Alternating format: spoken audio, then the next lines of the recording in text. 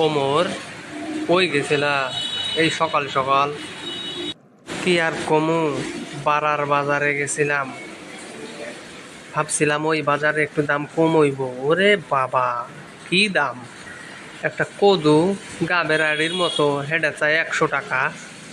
তারপরে মাছ, সব পাঙ্গাস মাছ, তেলাপুয়া মাছ, যে বারা খাই না তাও 250 টাকা 300 টাকা কেজি। কি কমু আর, সকাল সকাল যে কিছু কিনতে পারলাম না। এই বৃষ্টির কারণে সব কিছুর দাম বাড়তে কি খাবো আমরা? কোনো দিকেই শান্তি নাই। চাকরি বাকরি কইরাও শান্তি নাই। টাকা পয়সা ঠিক মতো পাই না।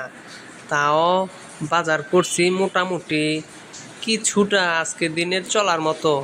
বুঝতে পারছো মর? সবই তো বুঝি, তা খাওন লাগবো না? এই জন্য চিন্তা করছি যে কিছু নিয়ে যাই। তা কি কিনলাম জানেন?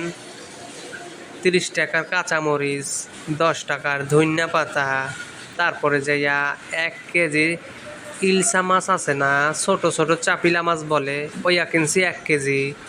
তারপরে হচ্ছে আপনার কদু শাক, আলু, পেঁয়াজ, রসুন, গুঁড়ামরিচ, এই এক কিনা মিন্না দেখি যে টাকা নাই 1000। তাও কিনলাম কি 1 কেজি 1 কেজি কইরা। ওরে দাম!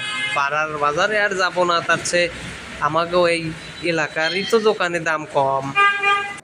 পাড়ার বাজার আবার কি এটা?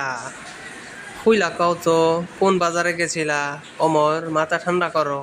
জানোই তো ঢাকার শহর মানে আজীব শহর। এখানে দাম একটু চড়াই থাকবো, এখানে বড় লোকরা বাস করে।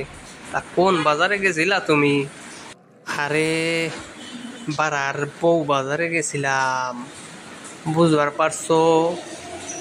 এই শালার বউ বাজারে যে এত দাম, এ জানলে তো আমি যাইতাম না। বারার বাজারে যাইয়া আরো আমার 60 টাকা গাড়ি ভাড়া লাগছে। ফাও ফাও গেলাম, তাও ভালো করে কিছু কিনতে পারলাম না।